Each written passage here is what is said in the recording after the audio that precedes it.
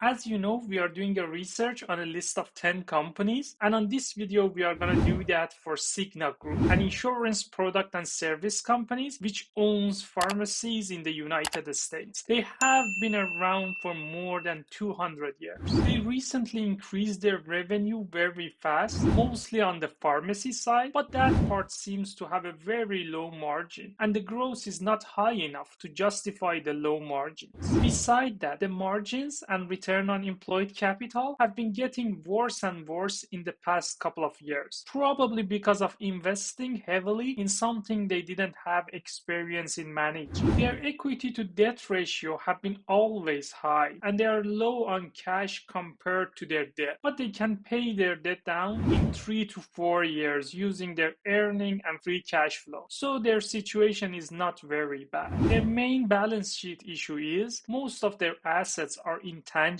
which can be problematic if they need to pay some liabilities down, and their current ratio is lower than 1, which we don't like. They buy back shares very fast, which I like, but the problem is they have diluted their shareholders recently, probably to buy all those pharmacies, which I don't like. Dilute your shareholders 56% and go under 37 billion of more debt to buy a business that creates 5 billion of operating income seems not so smart. So all in all, this does not look like a wonderful business with its high debt and low margins. We will remove it from our list and move on to the next opportunity. Thank you for watching this episode. Please make sure to like the video for the YouTube algorithm, subscribe to the channel if you have not done so already, check out Simply Wall Street offer linked in the description and try it out, and next watch this video for a closer look at Catalyst Pharmaceuticals. Have a great rest of the day and see you on the next one.